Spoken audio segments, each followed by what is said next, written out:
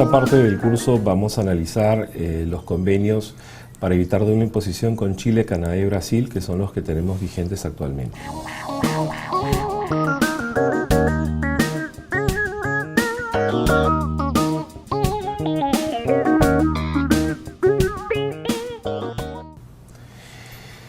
Bueno, ¿cuáles son los objetivos para evitar la doble imposición internacional? Es facilitar el comercio internacional, la cooperación entre administraciones fiscales para combatir la evasión, y sus efectos para los estados es una mejor recaudación y para los contribuyentes optimización de costos tributarios a través de la planificación fiscal internacional. En lo que se refiere a beneficios empresariales, lo que dicen los convenios es que estos beneficios de una empresa o un estado contratante solamente pueden someterse a imposición en ese estado, a no ser que la empresa realice su actividad en el otro estado contratante por medio de un establecimiento permanente situado en él. Si la empresa realiza o ha realizado su actividad de dicha manera, los beneficios de la empresa pueden someterse a imposición en el estado contratante, pero solo en la medida en que puedan atribuirse a ese establecimiento permanente. Entonces, por ejemplo, tenemos aquí una empresa chilena que le presta servicios a una empresa peruana, servicios de ingeniería. Entonces, ¿qué dice la regla del artículo 7? Las ganancias obtenidas por la empresa chilena serán gravadas únicamente en el país donde ésta reside, esto sería Chile. ¿Y cuál es la excepción? La excepción es que los servicios sean prestados a través de un establecimiento permanente en el otro país, o sea, Perú, y en este caso pueden ser gravados en Perú también. Y en el caso de obras o proyectos de construcción, instalación o montaje, siempre que estos tengan más de 6 meses o más, generarán un EP y un establecimiento permanente y por tanto estarán grabados también en Perú. Y en lo que se refiere a prestación de servicios por parte de una empresa, si es que estos se realizan por más de 183 días, entonces también se configurará un establecimiento permanente. Con Canadá la regla es muy similar. Solamente las rentas obtenidas por la empresa canadiense están grabadas en Canadá, y la excepción es que los servicios sean prestados a través de un establecimiento permanente en el Perú. Y en ese caso pueden ser grabados en Perú, y que contempla el convenio con Canadá es que obras o proyectos de construcción, instalación y montaje y prestación de servicios por parte de una empresa, en la medida en que estos se presten por más de 183 días en un periodo de 12 meses. ¿Qué dice en el caso del convenio con Brasil? Los beneficios obtenidos por una empresa brasilera serán grabados exclusivamente en Brasil, y la excepción es que los servicios sean prestados a través de un establecimiento permanente en el Perú. En este caso, los beneficios atribuibles a dicho establecimiento permanente serán grabados en Perú. ¿Y qué contempla el convenio con respecto a cuándo se genera el establecimiento permanente? Dice obras o proyectos de construcción, instalación o montaje o actividad superior a 6 meses. Entonces tenemos que el establecimiento permanente en general va a ser un lugar de administración, sucursal, oficina, fábrica, taller, minas, pozo de petróleo, gas o otro lugar de extracción. Y las diferencias con Chile, Canadá y Brasil son las siguientes, ¿no? Obra o proyecto de construcción, instalación o montaje y actividades de supervisión relacionadas con ellos.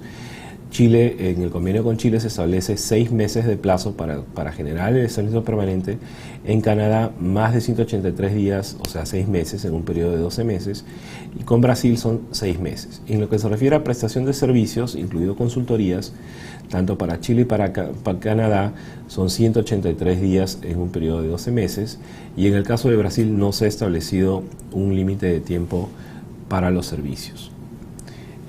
Cabe señalar lo importante con respecto a esto es que el convenio no establece, y no tenemos aún opinión de SUNAT o jurisprudencia con respecto a si el establecimiento permanente es retroactivo o no. O sea, es decir, la norma dice que si hay un servicio que se presta por más de 183 días en los convenios de Chile o Canadá, se configura un establecimiento permanente, pero lo que no indica es si este establecimiento permanente se configura desde el día 1 o a partir del día 184. Ambas interpretaciones son válidas. En el modelo del convenio de la OCDE se establece que puede ser retroactivo, pero la Administración Tributaria puede desarrollar su propio criterio.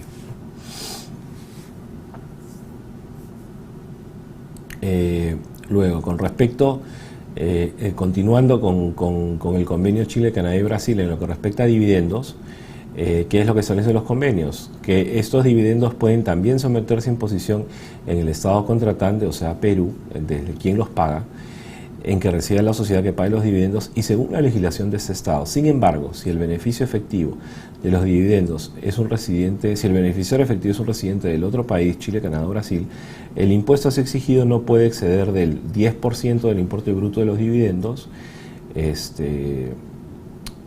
Si el beneficio efectivo es una sociedad que controla directa o indirectamente no menos del 25% en Chile. Luego vamos a comentar un caso especial con Chile para que haya un protocolo adicional al convenio, 10% de Canadá o 20% en el caso de Brasil, o 15% del importe bruto de dividendos en todos los demás casos. Cabe señalar, como hemos visto anteriormente, que el impuesto al dividendo en el Perú es de 4.1, siendo que nuestro impuesto al dividendo es menor al de cualquiera de los convenios, el que se aplica es el 4.1. Luego, en este protocolo adicional que les digo de Perú y Chile, dice que las disposiciones del párrafo 2 del artículo 10 del convenio no limitan la aplicación del impuesto adicional a pagar en Chile en la medida en que el impuesto de primera categoría sea deducible contra el impuesto adicional. ¿Qué quiere decir esto? A diferencia de nuestro régimen de impuesto a la renta en Perú, que impone una retención un impuesto corporativo de 30% más un impuesto al dividendo de 4.1, en Chile el régimen es que hay un impuesto de primera categoría, que es nuestro equivalente a tercera categoría, de 20%, y existe un impuesto en la repartición del dividendo de 35%, pero el 20% que se pagó a cuenta de primera categoría es un crédito contra el impuesto en la repartición del dividendo. Por tanto, como Chile tiene un sistema particular de imposición, este protocolo adicional establece cómo es que debería gravarse, ¿no? Entonces el segundo párrafo acá dice: se precisa que en el caso de distribución de dividendos efectuadas por una sociedad residente en Chile a un residente en Perú, el crédito en el Perú comprenderá el impuesto de primera categoría pagado por la sociedad de Chile, es decir, el equivalente al impuesto de tercera nuestro, sobre la renta con respecto a la cual se efectúa la distribución, y para la aplicación del crédito del impuesto de primera categoría será considerado después de que se haya utilizado la parte del impuesto adicional pagado o retenido al accionista, es decir, después del 35%. Entonces, en la práctica lo que hay, tanto yendo de Perú hacia Chile, es que en este tipo de convenios la facilidad, digamos, o la ventaja es que uno no solamente toma como crédito el impuesto que gravó el dividendo, sino uno tiene el crédito indirecto, es decir, el impuesto que gravó a la sociedad en el país de residencia en el porcentaje de participación en el accionariado que uno pudiera tener. Entonces, para poner un ejemplo, digamos que si una sociedad argentina reparte un dividendo a Perú, y asumiendo que la tasa del impuesto en Argentina sea similar a la nuestra, es decir, 30%, solo podríamos tomar en Perú, en ausencia de convenio, el impuesto que gravó el dividendo, pongamos de ejemplo 10%. Entonces, si la sociedad pagó 30 y nos reparte 70 y el impuesto de retención fuera 10%, quiere decir que en Argentina nos retuvieron 7% como impuesto al dividendo. Cuando ese dividendo venga a Perú, esos 70 estará nuevamente grabado como renta de fuente extranjera al 30%. Pero lo único que puedo tomar como crédito es el 7% que se aplicó sobre el dividendo, que es la renta de fuente extranjera que resulta grabada en Perú. Sin embargo, en el caso de Chile, que es un país con el que tenemos convenio, no solamente tendremos derecho al impuesto que grabó el dividendo, que en el caso chileno es 35%, pero por el sistema chileno tenemos obviamente también la posibilidad de tomar el impuesto que gravó a la sociedad, es decir, el 20% original. Entonces termina siendo más beneficioso que la renta, el 100% de la renta que se generó en el otro país, la compute en Perú como renta de fuente extranjera y aplique el crédito por el impuesto pagado en el exterior. Con lo cual, en un escenario Perú-Chile, donde nuestra tasa tiene 30% y la tasa chilena completa en la repartición es 35%, entonces podremos acreditar hasta el 30% en el Perú y solamente se perderán 5 puntos. Pero a diferencia del ejemplo que les ponía por Argentina, donde solamente podía tomar 7 de crédito, terminé pagando 30% en Argentina más 30% en el Perú, pero lo único que pude acreditar contra el 30% peruano fue el 7%. Entonces, evidentemente resulta más oneroso gravar las rentas cuando uno tiene subsidiarias en el exterior en países con los que no se tiene convenio versus los países con los que sí se tiene convenio para evitar doble imposición. Ok, en el caso de intereses procedentes de un estado contratante, o sea, Perú, por ejemplo, y pagados por un residente en otro estado contratante, Chile, Canadá o Brasil, pueden someterse a imposición en ese otro estado también. Sin embargo, dicen los convenios, dichos intereses pueden también someterse a imposición en el estado contratante del que procedan, Perú, en el ejemplo, y según la legislación de ese estado, pero si el beneficiario efectivo es residente del otro estado contratante, Chile, Canadá o Brasil, el impuesto así exigido no puede exceder del 15% del importe bruto de los intereses. Esta tasa de 15% es, en realidad, tiene una ventaja importante para lo que son préstamos entre empresas vinculadas económicamente, puesto que en ausencia de un convenio, si tenemos un préstamo con una vinculada al exterior, la tasa de retención tendría que ser 30%, pero por aplicación del convenio la tasa máxima que podríamos aplicar a esos intereses es 15%, sin importar si es un préstamo vinculado o no. Entonces existe evidentemente una ventaja económica para las subsidiarias de empresas chilenas, canadienses o brasileras, pues el financiamiento que éstas hagan a sus subsidiarias en el Perú tendrá una retención de impuesto menor al que tendrían en ausencia del convenio. Luego, con respecto a regalías, por ejemplo, tenemos que las cantidades de cualquier clase pagadas por el uso o derecho de uso de derechos de autor, patentes, marcas, diseños o modelos, planos, fórmulas, procedimientos secretos u otra propiedad intangible, o por el uso del derecho de uso de equipos industriales, comerciales o científicos, o informaciones relativas a experiencias industriales, comerciales o científicas, la imposición con los convenios para evitar doble imposición sería la siguiente. 1. Las regalías procedentes de un estado contratante Perú y pagadas a un residente del otro estado contratante, ya sea Chile, Canadá o Brasil, pueden someterse a imposición en también Chile, Canadá o Brasil. Pero tenemos un límite. También pueden someterse a imposición en el estado contratante del cual proceden, es decir, Perú, si el beneficiario efectivo es residente del otro estado contratante, pero con un máximo de 15%. Aquí tenemos otra ventaja adicional que otorgan los convenios cuando las regalías que nos cobran proceden de Chile, Canadá o Brasil, puesto que la tasa de retención a las regalías, de acuerdo con la ley de impuesto a la renta, es 30%, pero si proceden de un estado contratante como Chile, Canadá y Brasil, será solamente 15%. Es importante también señalar que en este caso se ha incluido a la figura del uso o derecho de usar equipos industriales como regalía.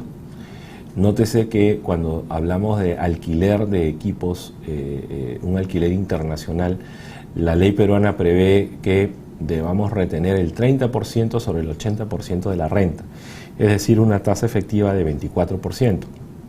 Sin embargo, tratándose de cesión de uso de equipos provenientes de Chile, Canadá y Brasil, en la medida en que el beneficiario efectivo sea uno de esos países, entonces la retención será solo 15%. Ahora, ¿a qué se refiere el convenio con que el beneficiario efectivo sea residente en uno de esos países? Que estos países no pueden utilizarse simplemente para para arrendarle desde otro país y que lo subarriende a Perú. Es decir, no puede simplemente usarse estos países para pasar el alquiler, sino que efectivamente el dueño de los equipos tendría que ser Chile, Canadá o Brasil, es decir, que él sea el beneficiario efectivo de ese alquiler, ¿no? Lo mismo ocurre con los créditos. Como tenemos una tasa menor en la retención de intereses y también existe la cláusula del beneficiario efectivo, entonces se requiere que el capital provenga de Chile, Canadá o Brasil, digamos que sea capital propio de ellos para que pueda aplicarse la tasa del 15%.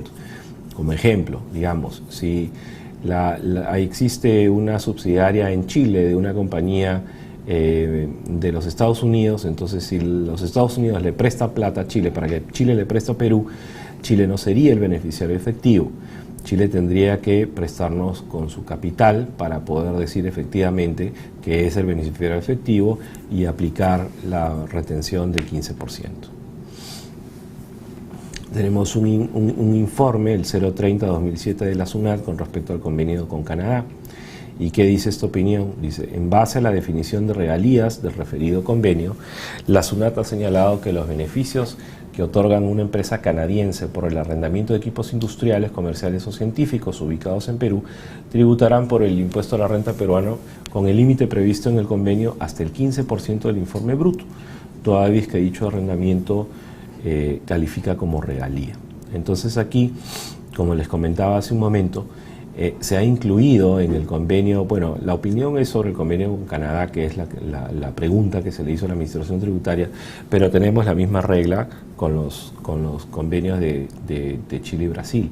Es decir, que se ha optado por incluir la figura del arrendamiento, la cesión en uso de bienes, como si fueran regalías. Entonces esto presupone que no sería necesario establecer, digamos, algún procedimiento de descontar el 20% que en otros casos opera en el arrendamiento de bienes muebles sobre la renta bruta para aplicarle la tasa. O sea, aquí no corresponde que le descontemos 20% y apliquemos 15% sobre el 80%. Puesto que ese es el tratamiento que nosotros aplicamos de acuerdo a la ley peruana para el arrendamiento de bienes muebles. Aquí, por el convenio con Canadá, Chile y Brasil, lo que se ha optado es tratarlo como regalía, con lo cual deberíamos descontar 15% del importe bruto. Hay que tener presente que en los convenios, para efecto de poder aplicar las menores tasas de los convenios para evitar doble imposición celebrados entre nuestros países, se requiere o será necesario que al momento de efectuar el pago o cuando nazca la obligación tributaria, que podría ser con la provisión del gasto también, se cuente con un certificado de residencia que acredite que la empresa que ha prestado el servicio, la que está prestando el capital, es una empresa residente en el país con el que se tiene convenio.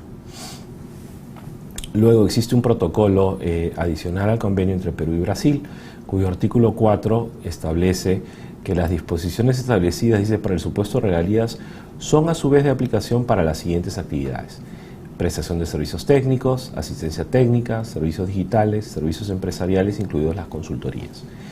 Por ello, las retribuciones por dichos servicios provenientes de un estado contratante como Perú y pagadas a un residente en el otro estado como Brasil pueden someterse a imposición en Brasil. Sin embargo, dice, también puede someterse a imposición en el Perú, pero con un impuesto que no exceda del 15%. Entonces vemos que, a diferencia del convenio de Canadá o Chile, donde se establecía un tratamiento de gravamen solo en caso de generar establecimiento permanente para el caso de servicios, con Brasil tenemos una regla diferente. Aquí a estos 4 servicios, es decir, la prestación de servicios técnicos, asistencia técnica, digitales o empresariales, le aplicaremos el tratamiento que le da el convenio a las regalías, es decir, retener 15%.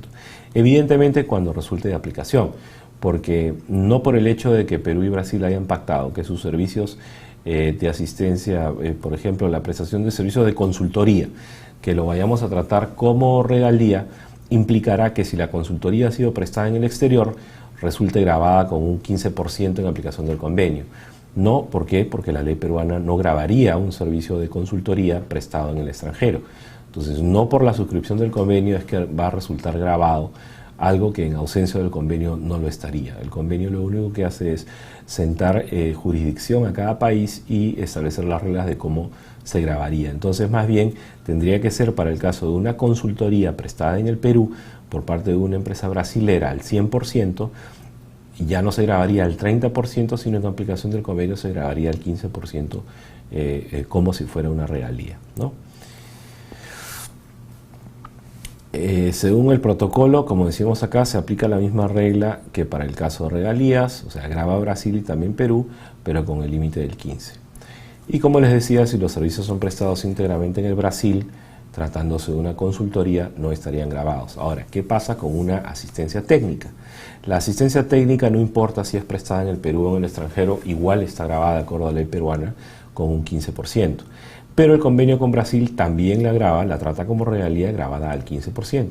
Entonces, ¿qué pasa con el requisito, por ejemplo, de la asistencia técnica? Para poder aplicar la tasa del 15%, la norma decía que necesitamos una certificación de asistencia técnica de una firma de auditoría. Bueno, Si estamos frente a una empresa brasilera que presta una asistencia técnica, en la medida en que el convenio lo que dice es que la asistencia técnica la trate como regalía, retengo 15 y ya no sería necesario contar con un informe de auditoría, puesto que aún sin el informe no podríamos cobrarle más de 15% en la medida en que ambos países han establecido o han negociado que se aplicará un 15% tratándose de asistencia técnica.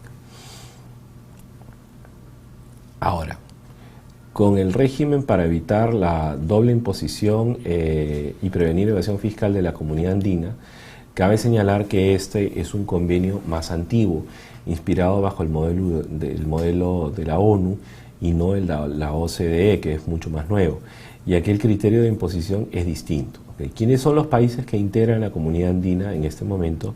Son Bolivia, Colombia, Ecuador y Perú. Venezuela ya no forma parte de la CAN, pues se retiró. ¿Y cómo se elimina la doble imposición en este caso?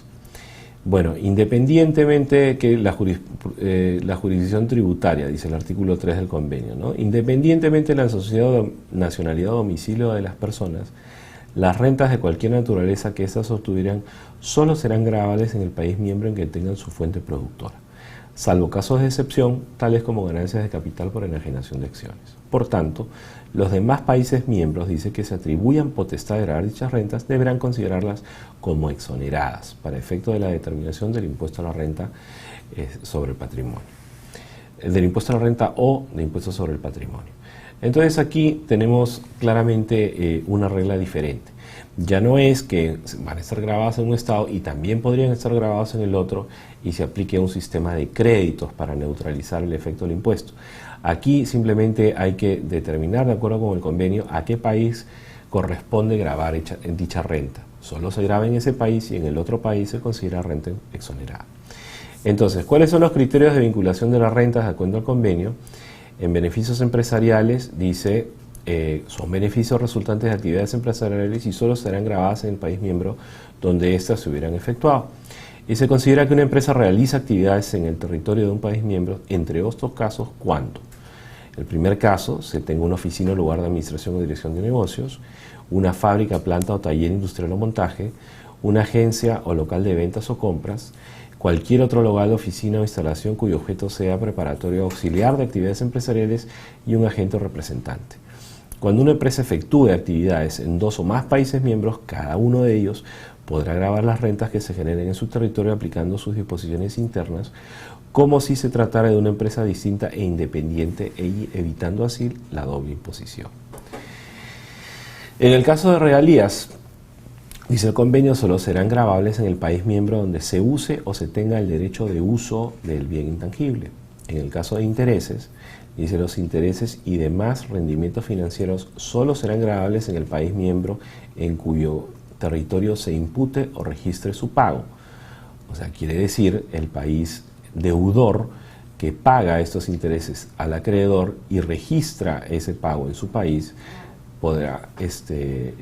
tendrá jurisdicción para gravar el interés. Dividendos, dice, solo serán gravables por el país miembro donde estuviera domiciliada la empresa que los distribuye. Esto quiere decir que en el caso de tratarse de una empresa peruana que reparte un dividendo a una empresa de Colombia, por ejemplo, quien tiene jurisdicción para gravar esos dividendos es el Perú.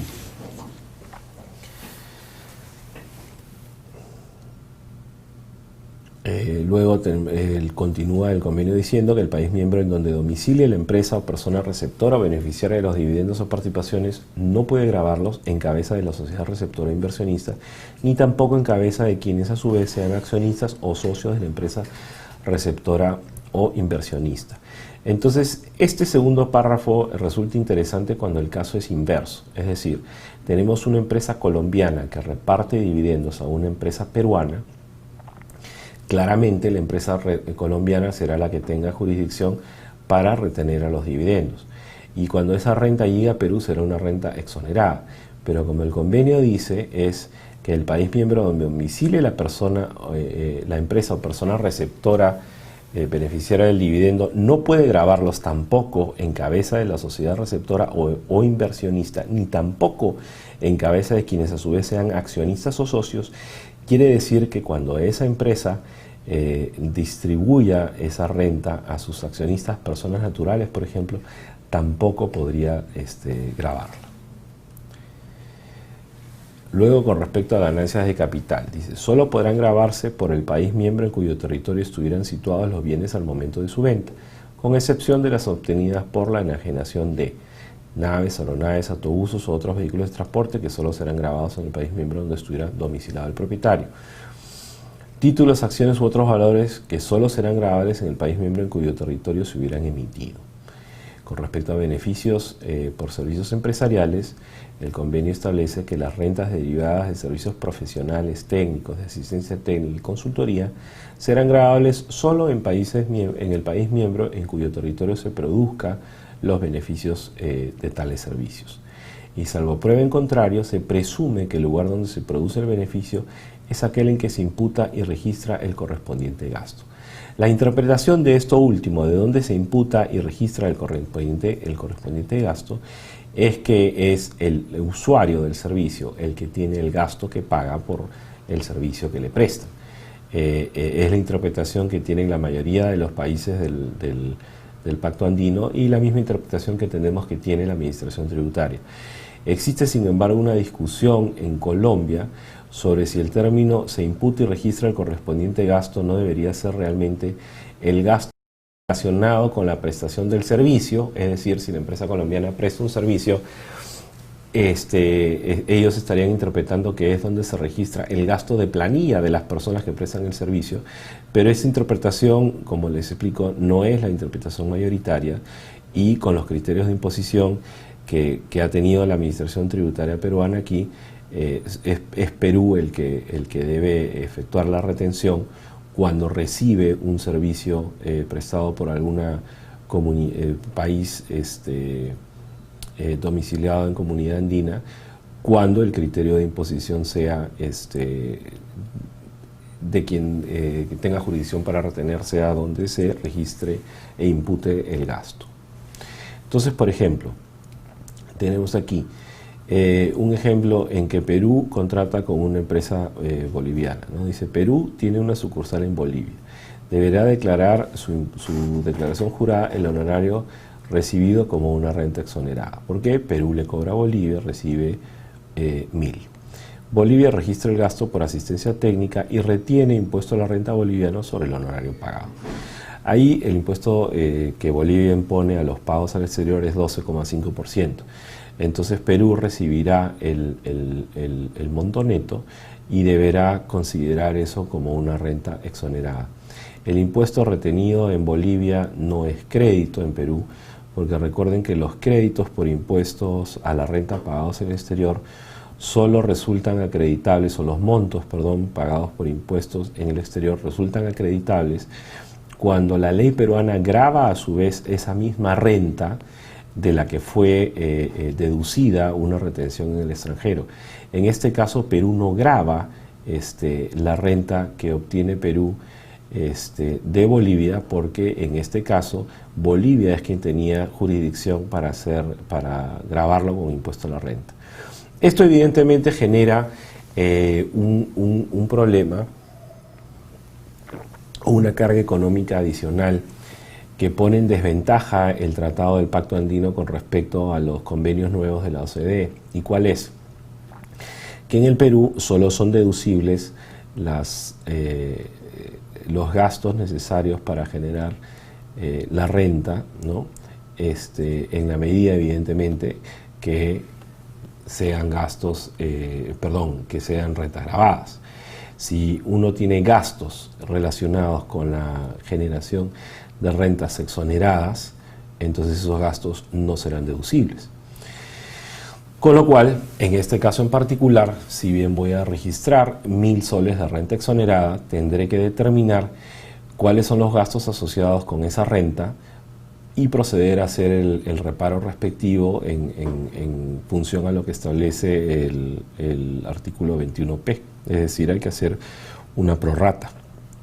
Si puedo identificar específicamente cuáles son los gastos relacionados con esa renta, entonces haré un reparo inmediato. Imaginemos que es una persona la que presta el servicio a Bolivia durante todo el mes. Entonces sé que el costo de planilla de esa persona no será deducible en Perú. Pero por otro lado, voy a tener gastos comunes, alquiler de oficina, por ejemplo, la energía eléctrica, y esos los tendré que reparar a prorrata en función a cuántas rentas exoneradas tengo versus el total de rentas, y en la misma proporción tendré que reparar los gastos comunes a ambas operaciones. Un segundo ejemplo, por ejemplo, es la enajenación de aeronaves, ¿no? La empresa domiciliada en el Perú es propietaria de la aeronave. La ganancia de capital debe ser computada para la determinación del impuesto de la renta a su cargo, pues el convenio dice que en la enajenación de aeronaves se paga en el país donde está inscrita. Y Bolivia, la ganancia de capital obtenida por Perú debe ser considerada como renta exonerada. Entonces, para hacer una comparación aquí a modo de resumen, tenemos que, de acuerdo con el tipo de convenio, Canadá y Chile están bajo el modelo de la OCDE, están vigentes desde el 1 de enero del 2004, y los dividendos son gravados en el país del sujeto que los recibe, y en el otro estado, tienen un límite de 10 o 15% sobre el monto bruto.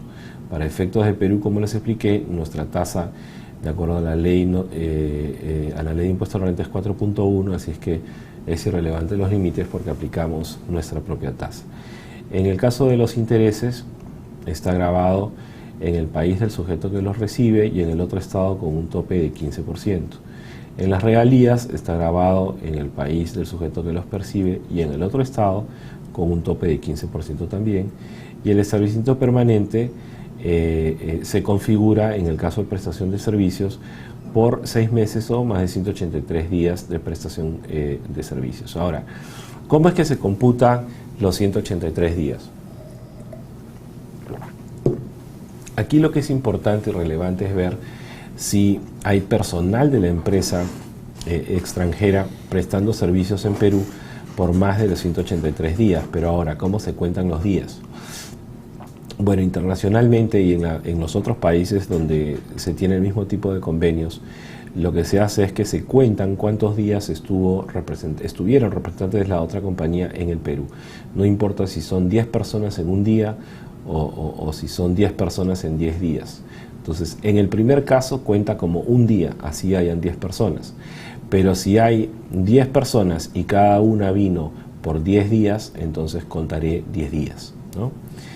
En el caso de la CAN, por ejemplo, vamos a manera de resumen, ¿no? Los dividendos grabados solo en el país de origen, o sea, el que distribuye. Intereses grabados solo en el país cuyo territorio se imputa el registro del gasto. Esto quiere decir el país del deudor. En las regalías, grabados en el país miembro donde se use o se tenga derecho a usar el bien intangible. Y en el caso de establecimiento permanente, establece supuestos de actividades en un país miembro similares a los supuestos de EP de los convenios. En el caso de Brasil, que es un poco diferente, los dividendos están grabados en el país que los percibe y en el otro estado con un tope de 10 o 15%. Luego los intereses, tenemos una regla similar, un tope de 15% en el otro estado y grabado en el país miembro del sujeto que los recibe. En el caso de regalías también tenemos el que está grabado en el país del sujeto que los recibe y un tope de 15% en el otro país. Pero recordemos que en este caso del convenio con Brasil también aplica esta retención de 15% como regalía a la asistencia técnica, servicios digitales, servicios empresariales y consultorías. Y con respecto al establecimiento permanente, el convenio con Brasil establece que los servicios prestados pueden ser grabados en Perú si es una obra que dure más de 6 meses o un proyecto de construcción, instalación o montaje. Ahora, les había comentado que era necesario para la aplicación de estos convenios contar con un certificado de residencia. En efecto, en el año 2008 salió un decreto supremo que establece la obligación de requerir certificado de residencia emitido por la entidad competente del Estado con el cual Perú haya celebrado un convenio para evitar la imposición, con la finalidad de acreditar la calidad de residente en dicho Estado. El agente de retención de impuesto a la renta por rentas pagadas o acreditadas a sujetos residentes en un estado con el cual Perú celebró convenio no realizará las retenciones del impuesto a la renta en la medida en que cuente con ese certificado entregado por el residente en el otro estado. ¿Y cuáles son los requisitos que debe tener ese certificado? Deberá consignar que el sujeto es residente en dicho estado y que como tal se encuentra sujeto a impuestos en dicho estado y por un determinado periodo de tiempo. Tendrá una vigencia de 4 meses desde su emisión, salvo que el estado emisor otorgue un periodo menor de vigencia. Y si el sujeto residente del otro estado no presenta el certificado de residencia al momento del pago, el agente pagador de la renta deberá efectuar la retención. Entonces, en este caso,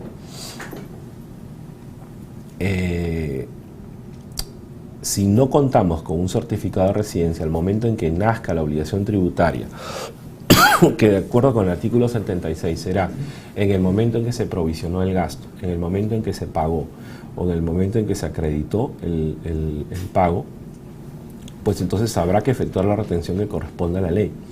Por eso es muy importante que las empresas puedan contar con estos certificados. En el caso de Canadá hay que hacer una solicitud a la Administración Tributaria canadiense para obtenerlo y toma algunos días.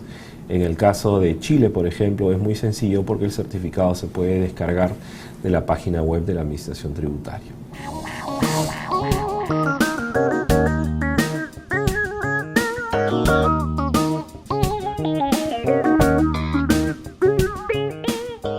Ahora vamos a ver las transacciones entre empresas vinculadas, el tratamiento tributario, en la parte de no domiciliados. El artículo 32 de la Ley de Impuesto a la Renta señala que en casos de ventas, aportes de bienes y demás transferencias de propiedad, prestación de servicios y cualquier otro tipo de transacción a cualquier título, el valor asignado a los bienes y servicios y demás prestaciones para efectos del impuesto debe ser el de mercado. ¿Qué se considera valor de mercado? Para transacciones entre partes vinculadas y sujetos domiciliados en precios fiscales, los precios y el monto de las contraoperaciones que hubieran sido acordados con o entre partes independientes en transacciones comparables en condiciones iguales o similares. Entonces, tenemos por ejemplo acá una diferencia entre lo que decía la norma anterior hasta el año pasado y la que está vigente a partir del 1 de enero de este año.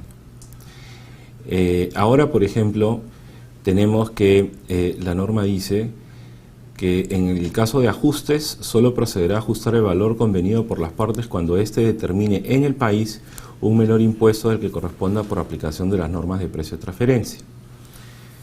Y en especial que tratándose de sujetos no domiciliados, lo dispuesto en este párrafo solo procede respecto a transacciones que generen rentas grabadas en el Perú y o deducciones para la determinación del impuesto.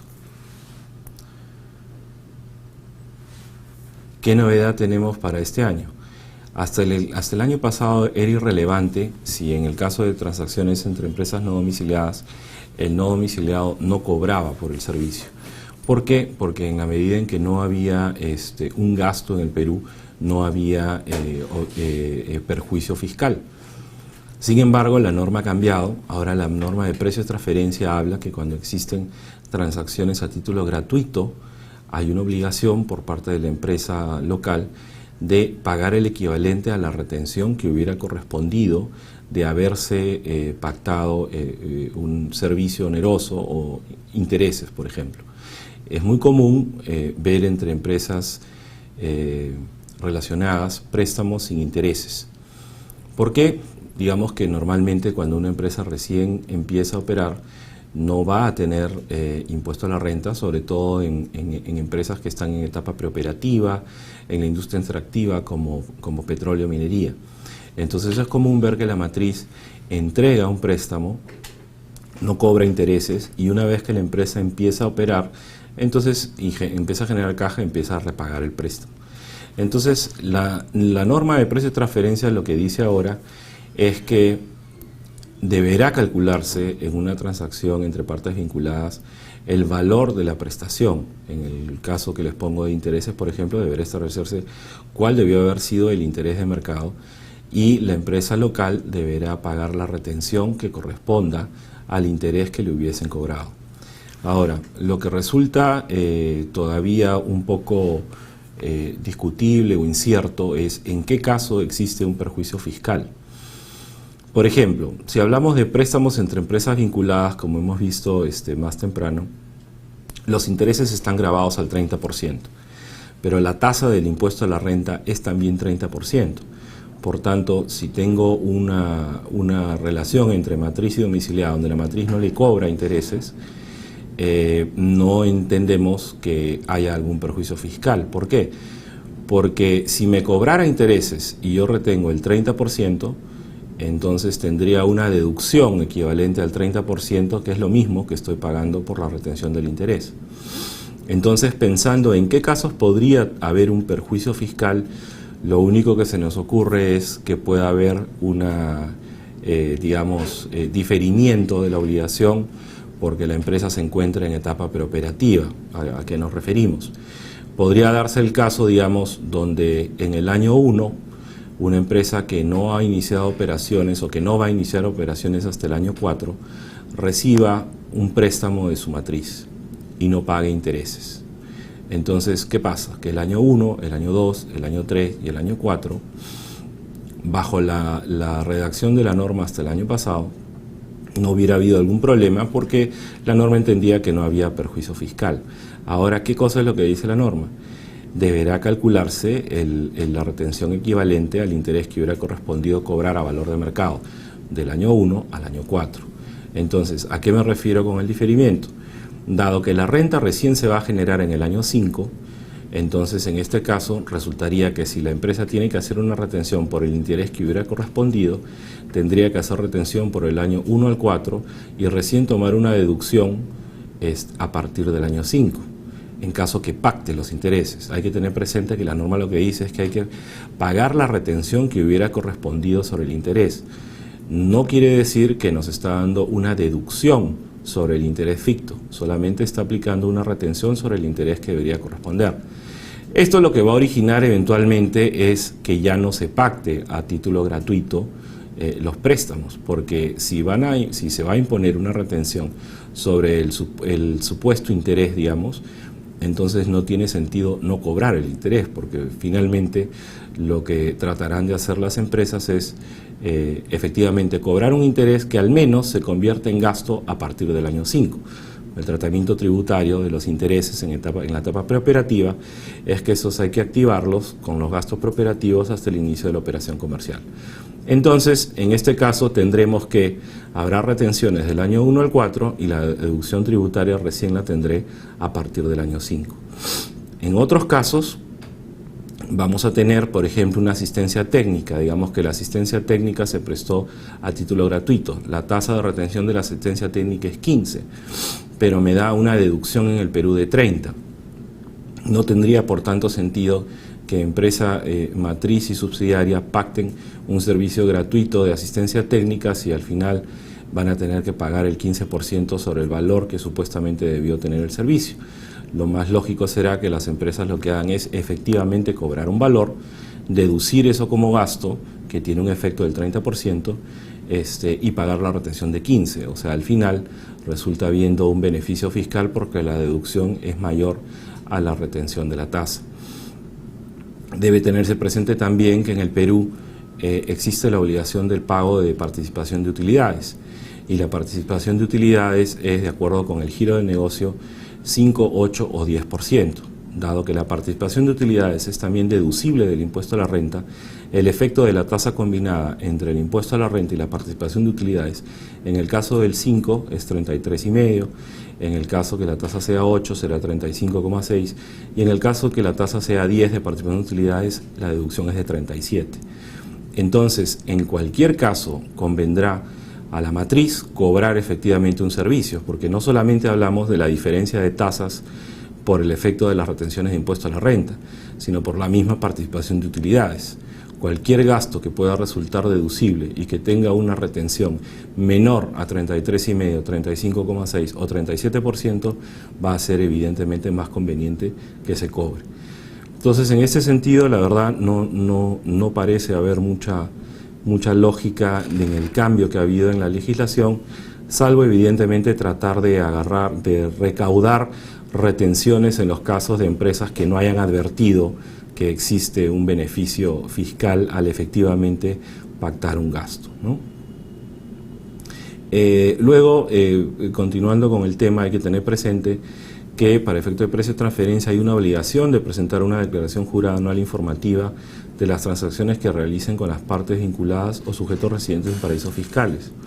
Debe contarse con un estudio en idioma castellano que respalde el cálculo de los precios de transferencia de las transacciones, y la diferencia entre uno y otro depende del nivel de transacciones entre vinculadas que exista. La obligación de presentar el estudio, como vemos acá, se configura para contribuyentes cuyos ingresos de vengado superen los 6 millones de soles y que el monto de operaciones con empresas vinculadas supere el 1.000.000 de soles. En dicho límite no se debe tomar en cuenta las transacciones que los contribuyentes domiciliados en el país realicen con partes vinculadas domiciliadas, ¿no? Y por otro lado, la obligación de presentar la declaración jurada se da para los sujetos domiciliados en el país cuando el monto de operaciones supere los 200.000 y que hubieran realizado al menos una transacción desde o hacia a través de países o territorios de bajo o nula imposición. Para efecto de los préstamos entre vinculadas, cabe señalar que el artículo 26 de la Ley de Impuesto a la Renta establece una presunción al interés, un interés mínimo. Y esta obligación ha existido en la ley por muchos años y se daba para el caso de préstamos gratuitos. Entonces estos no podían devengar un interés inferior a la TAM en caso de préstamos en moneda extranjera, que es la tasa de promedio de depósito de 6 meses del mercado intercambiario de Londres.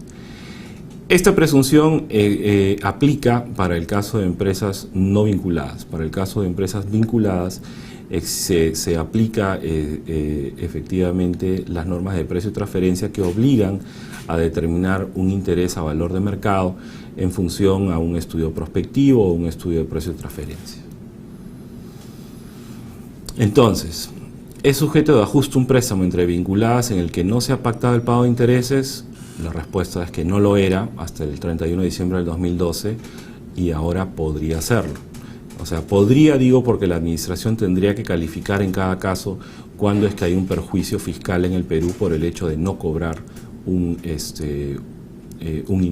interés a valor de mercado. Luego tenemos la regla de la subcapitalización. En esta regla de la subcapitalización lo que dice es que son deducibles los intereses correspondientes a la parte de la deuda que no exceda el resultado de aplicar un coeficiente de 3 sobre el patrimonio neto del deudor al cierre del ejercicio anterior. Los intereses correspondientes a la parte de la deuda que exceda dicho resultado no serán deducibles, dice la norma. Ahora, sobre este tema, cabe preguntarse a qué se refiere la norma con el ejercicio anterior. Estando esta norma en el artículo 37 de la ley que establece deducciones para determinar la renta imponible, la primera pregunta es si se refiere al ejercicio anterior al que vaya a generar renta, o si en general se refiere al ejercicio calendario anterior, sin importar si se va a generar renta o no en el año de la determinación, o sea, en el año siguiente. ¿Por qué es que puede o no resultar relevante esto? Porque una empresa preoperativa que no determina impuesto a la renta durante la etapa preoperativa no tiene ningún cargo a resultados, no existe un gasto. Por tanto, en realidad no hay perjuicio fiscal alguno por aplicación de la regla de subcapitalización, puesto que la empresa no se está sobreendeudando, generando un perjuicio al fisco al deducir un mayor gasto para efectos del impuesto a la renta. Eso solamente ocurre en el primer año de operaciones.